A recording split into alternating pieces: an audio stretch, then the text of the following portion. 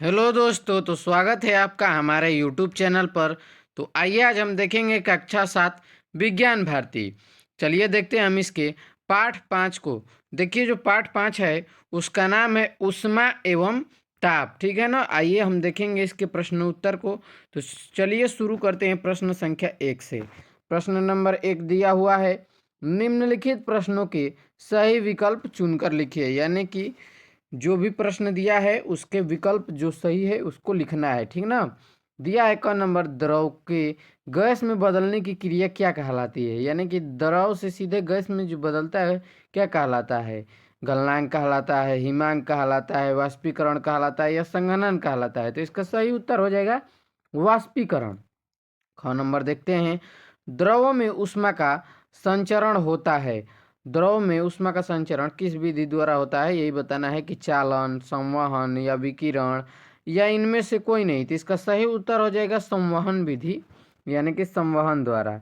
जल का क्वथनांक होता है, यानी कि जल का क्वथनांक कितना होता है, 10 डिग्री सेल्सियस या 100 डिग्री सेल्सियस या 120 डिग्री सेल्सियस या 40 डिग्री सेल्सियस। तो इसका सही उत्तर हो जाएगा 100 डिग्री सेल्सियस। आगे देखते हैं, उष्मीय ऊर्जा का मात्रक है मीटर, जूल, न्यूटन या कूलाम। तो इसका सही उत्तर हो जाएगा जूल। उष्मा का कुचालक है, क्या है, लोहा, एल्युमिनियम, स्टील, कांच, कौन सा है। तो इसका सही उत्तर क्या हो जाएगा, कांच हो जाएगा। आगे देखते हैं 2 नंबर प्रश्न दिया हुआ है, निम्नलिखित कथनों में सही कथन पर सही और गलत कथन पर गलत का चिन्ह लगाइए। यानी कि जो भी कथन सही होगा उस पर सही का निशान लगाना है और जो कथन गलत होगा उस पर हमको गलत का निशान लगा देना है। पहला देखते हैं क नंबर, किसी वस्तु को गर्म करने पर उसका ताप घटता है। ये तो गलत हो जाएगा, क्योंकि अगर किसी वस्तु को हम गर्म करेंगे तो उसका ताप घटेगा नहीं बल्कि बढ़ेगा। आगे देखते हैं ख नंबर, ठोस वस्तुओं में ऊष्मा का संचरण चालन द्वारा होता है। तो ये सही हो जाएगा। ग नंबर है, वस्तु द्वारा ली गई ऊष्मा वस्तु के द्रव्यमान पर निर्भर करता है। ये भी सही हो जाएगा। आगे देखते हैं घ नंबर, अवस्था परिवर्तन के समय वस्तु का ताप स्थिर रहता है। ये भी क्या हो जाएगा, सही हो जाएगा। अंग नंबर है, पारा ऊष्मा का कुचालक है। ये भी क्या हो जाएगा, ये गलत हो जाएगा। ठीक ना। आगे देखते हैं 3 नंबर प्रश्न, रिक्त स्थानों की पूर्ति कीजिए। क नंबर है, ताप का एसआई मात्रक है, यानी क्या है, तो केल्विन है ताप का एसआई मात्रक। ख नंबर है, गलते हुए बर्फ का ताप होता है। गलते हुए बर्फ का ताप कितना होता है, तो 0 डिग्री सेंटीग्रेड बोलिए या सेल्सियस बोलिए। ठीक ना। ग नंबर दिया हुआ है, किसी ठोस के द्रव में बदलने की क्रिया क्या कहलाती है, तो कहलाती है गलनांक कहलाती है। ठीक ना, गलनांक उसमें भर लेंगे। घ नंबर देखिए, विकिरण विधि द्वारा ऊष्मा का स्थानांतरण में की आवश्यकता नहीं होती है। किसकी आवश्यकता नहीं होती है, तो माध्यम की आवश्यकता नहीं होती है। अग नंबर, बर्तन का हत्था बनाने में धातु का प्रयोग किया जाता है। तो कैसे धातु का प्रयोग किया जाता है, तो कुचालक धातु का। ठीक है ना। आगे देखते हैं 4 नंबर प्रश्न, कालम क को क और ख का मिलान कीजिए। यानी कि कालम जो क है उसका ख से मिलान करना है। तो चलिए देख लेते हैं, कालम क और ख को मिला लेंगे। किसी वस्तु का ताप तापमापी द्वारा मापते हैं। ठीक ना।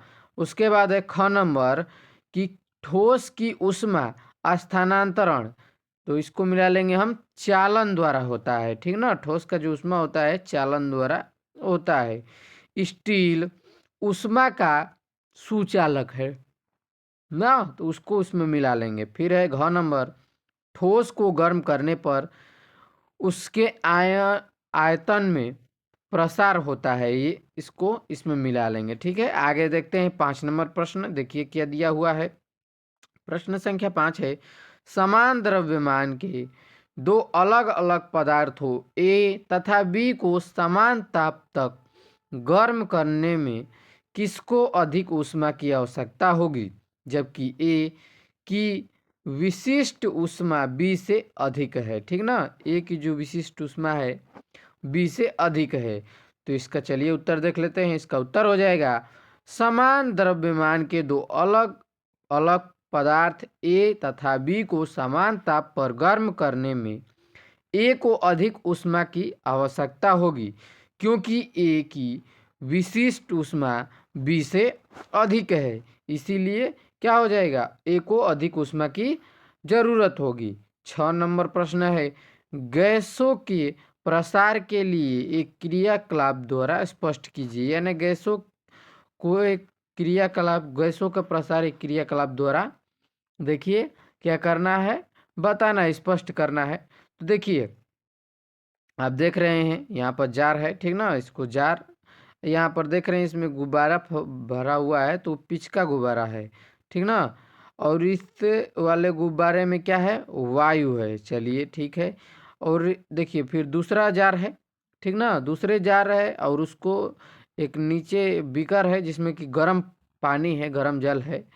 तो क्या हो रहा है कि गर्म जल में अगर हम बोतल को रखे हैं तो गुब्बारा क्या हो जा रहा है, फूल रहा है, ठीक ना। अब क्यों ऐसा हो रहा है, चलिए पढ़ लेते हैं, इसको बताते हैं, ठीक ना, देखेंगे। देखिए हो जाएगा इसका उत्तर, गैसों के प्रकार को स्पष्ट करने के लिए निम्नलिखित क्रियाकलापों को देखें। कांच की एक खाली तथा स्वच्छ छोटी बोतल के मुंह पर एक बिना फूला हुआ गुब्बारा बांध दें। अब बोतल को चौड़े मुंह के बर्तन में रखें। यानी जो बर्तन है जिसमें गुब्बारा हम लपेटे हुए हैं बोतल को, उसको बर्तन में रखेंगे, ठीक। और इस बर्तन में गर्म पानी डालेंगे, और उस बर्तन में गर्म पानी डालते हैं, ठीक ना। ऐसा करने पर गुब्बारा फूल जाएगा, क्योंकि गर्म जल के कारण बोतल के अंदर की हवा गर्म होकर फैलती है और बोतल के मुंह पर लगे गुब्बारे में प्रवेश करती है और गुब्बारा फूल जाता है। बोतल को गर्म जल से निकालकर ठंडा करने पर गुब्बारा पुनः पिचक जाता है। इससे यह निष्कर्ष निकलता है कि गैसों में प्रसार होता है। देखिए क्या करना है कि आपको एक बोतल लेना है, ठीक ना, उसमें गुब्बारा को लगा देना है और कस के बांध देना है गुब्बारे को, कि ताकि निकले नहीं। अब क्या कीजिए, एक दूसरा बर्तन लीजिए और उस बर्तन में आप उस बोतल को डाल दीजिए।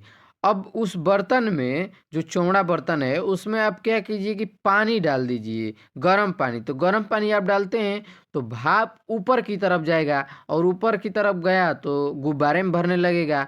तो गुब्बारे में भरता है तो वो फैलने लगता है। इससे क्या पता चलता है कि गैसों में प्रसार होता है, ठीक ना। गर्म करने पर गैसें फैलती हैं और ठंडा करने पर सिकुड़ती हैं। ये भी हमको पता चला, ठीक है ना, कि आप गर्म करते हैं तो फैलती हैं और ठंडा करते हैं तो गैस सिकुड़ती है। चलिए देखते हैं आगे 7 नंबर प्रश्न, रेल की पटरी जोड़ते समय उनके बीच थोड़ी जगह क्यों छोड़ देते हैं। आप देखे होंगे कि रेल की पटरी को जब जोड़ते हैं तो उनके बीच थोड़ी जगह छोड़ देते हैं, क्यों। तो चलिए इसका उत्तर जानते हैं। रेल की पटरियों को जोड़ते समय उनके बीच कुछ जगह छोड़ी जाती हैं, ताकि गर्म होकर फैलने पर पटरी टेढ़ी न हो जाए। अब देखिए इसलिए छोड़ देते हैं क्योंकि पटरी जो होगी गर्म होगी, तो गर्म होकर पटरी टेढ़ी न होने लगे, यानी कि टेढ़ा मेढ़ा न हो। आगे देखेंगे 8 नंबर प्रश्न, सुचालक तथा कुचालक पदार्थों में अंतर स्पष्ट कीजिए। तो इसका उत्तर देखेंगे। सुचालक जिन पदार्थों में ऊष्मा का संचरण सुगमता पूर्वक होता है उन्हें ऊष्मा का सुचालक कहते हैं, जैसे लोहा, एल्यूमिनियम, तांबा। यानी कि जिसमें भी ऊष्मा का संचरण आसानी से हो जाएगा उसे क्या कहेंगे, हम सुचालक कह देंगे, ठीक ना। अब कुचालक किसे कहते हैं, जिन पदार्थों में ऊष्मा का संचरण सुगमता से नहीं होता है उन्हें ऊष्मा का कुचालक कहते हैं, जैसे लकड़ी, कागज, ऊन, पोर्सिलीन, वायु आदि। अब जिनमें ऊष्मा का संचरण आसानी से नहीं होता है उसे हम क्या कहेंगे, उसे हम कुचालक पदार्थ कहेंगे, ठीक ना। 98.6 डिग्री फ़ारेनहाइट को सेंटीग्रेड में बदलना है, ठीक ना।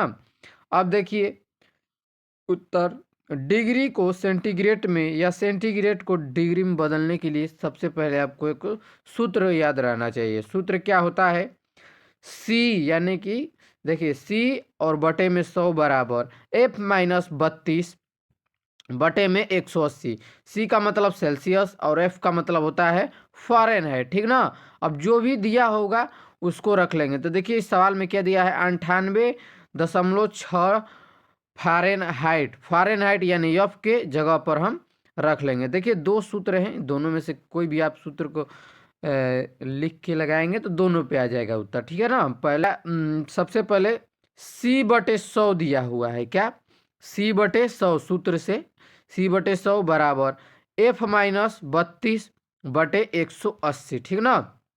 अब देखिए क्या करना है आपको, यहाँ से तिर्यक का गुणा कर दीजिए। तिर्यक का गुणा करेंगे तो क्या 180 सी हो जाएगा, ठीक। अब इसमें गुणा करेंगे तो इसको क्या कर लेंगे, देखिए अब फ़ारेनहाइट दिया हुआ है, कितना दिया हुआ है एफ के जगह पर रख लेंगे तो 98.6 रख लिए, माइनस 32 है माइनस 32। अब यहाँ पर 100 कहाँ से आया, तो देखिए 100 जो है यहाँ पर गुणे के रूप में है, ठीक ना, यहाँ से गुणा किए हैं, ठीक। अब एफ का मान भी हमने रख दिया है, यानी फ़ारेनहाइट का मान रख दिया है। इसको करते हैं, हल करेंगे तो इसको घटा लेंगे और घटा के गुणा करेंगे तो आ जाएगा हमारा 6660, ठीक। और अब देखिए 180 सी बराबर 6660 हो गया, ठीक ना। अब इधर देखिए किस रूप में है, तो गुणे के रूप में, और जब बराबर की दूसरी साइड में जाएगा तो वो भागे के रूप में हो जाएगा, तो इसीलिए इसको बटा का चिन्ह दिया हुआ है। एक जीरो से एक जीरो को काट लेंगे और इसको हम कटा लेंगे, तो कटाएंगे तो 37 बार में कटेगा, यानी इसका उत्तर हो जाएगा 37 डिग्री सेंटीग्रेड, यानी फ़ारेनहाइट को हमने सेंटीग्रेड में बदल लिया। आगे देखते हैं प्रश्न संख्या 10। गलनांक की परिभाषा लिखिए। वह निश्चित ताप जिस पर कोई ठोस गर्म करने पर द्रव में बदलता है उसे पदार्थ का गलनांक कहते हैं, ठीक है ना। गलनांक का परिभाषा क्या हो जाएगा, वह निश्चित ताप जिस पर कोई ठोस गर्म करने पर किस में बदल जाता है, द्रव में बदल जाता है, उसे गलनांक कहते हैं। बर्फ का गलनांक 0 डिग्री सेल्सियस होता है, इसको आप याद रखेंगे। आगे देखते हैं, क्वथनांक का परिभाषा लिखना है। तो वह निश्चित ताप जिस पर कोई द्रव उबलने लगता है और गैसीय अवस्था में बदल जाता है वह द्रव का क्या कहलाता है, क्वथनांक कहलाता है। पानी का क्वथनांक कितना होता है, तो 100 डिग्री सेल्सियस होता है। आगे देखते हैं, 5 कैलोरी कितने जूल के बराबर होता है। तो देखिए आपको सबसे पहले ये पता होना चाहिए कि 1 कैलोरी बराबर कितना होता है। 1 कैलोरी बराबर कितना जूल होता है, तभी ना आप बताएंगे कि 5 कैलोरी बराबर कितना होगा। तो देखिए 1 कैलोरी बराबर होता है 4.18 जूल होता है। तो 5 कैलोरी बराबर कितना होगा, तो 5 से इसमें गुणा कर देंगे, तो गुणा करने पर हमारा आ जाएगा कितना, 20.90 हो जाएगा जूल। यही इसका क्या हो जाएगा, उत्तर हो जाएगा। आगे देखते हैं 13 नंबर। समान पदार्थ के दो टुकड़ों का द्रव्यमान क्रमशः 2 केजी तथा 4 केजी है, यानी कि किलोग्राम। समान ऊष्मा देने पर किसका ताप अधिक बढ़ेगा। अगर हम इन दोनों को समान ताप देते हैं तो किसका जो ताप है वो अधिक बढ़ेगा। चूंकि किसी वस्तु का ताप में वृद्धि के लिए आवश्यकता ऊष्मा की मात्रा उस वस्तु के द्रव्यमान पर निर्भर करती है, यानी कि ऊष्मा उतना ही लगेगा जितना कि वस्तु का द्रव्यमान है। यदि समान पदार्थ के दो टुकड़ों का द्रव्यमान क्रमशः 2 किलोग्राम तथा 4 किलोग्राम है तो समान ऊष्मा देने पर 2 किलोग्राम द्रव्यमान वाले टुकड़े का ताप अधिक बढ़ेगा। क्यों बढ़ेगा, देखिए 4 किलो वाला, ये 4 किलो वाला है, ये 2 किलो वाला है, तो अगर हम दोनों को एगो मान लीजिए नीचे से चूल्हा बार के क्या कर रहे हैं, ताप दे ले रहे हैं, तो सबसे ज़्यादा ताप किसका बढ़ेगा, तो 2 केजी वाला का, क्योंकि ये सबसे पहले ही हिट हो जाएगा। दोनों को समय रखेंगे यानी समान समय पर चालू करेंगे तो 2 केजी वाला पहले ही हो जाएगा। इसका अभी 2 केजी हुआ, और जो इसके पास पहुँचेगा तो ये और भी ज़्यादा क्या हो जाएगा, इसके पास ज़्यादा ऊष्मा हो जाएगा, इसीलिए इसका ये 2 केजी वाले के पास ताप अधिक बढ़ेगा, ठीक ना। आगे देखते हैं प्रश्न संख्या 2 दिया है। 0.2 किग्रा द्रव के ताप को 20 डिग्री सेल्सियस से 70 डिग्री सेल्सियस बढ़ाने के लिए 700 कैलोरी ऊष्मा की आवश्यकता होती है। द्रव की विशिष्ट ऊष्मा ज्ञात कीजिए। तो देखिए विशिष्ट ऊष्मा का सूत्र आपको याद रहना चाहिए। तो सबसे पहले देखिए क और ख दे दिया है, क और ख। क में है कैलोरी में बताना है, दूसरा ख नंबर है जूल में बताना है, ठीक ना।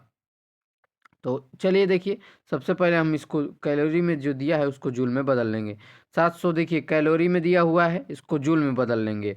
तो अब देखिए कि कितना होता है ना, 1 कैलोरी बराबर कितना होता है, तो 4.8 जूल होता है ना।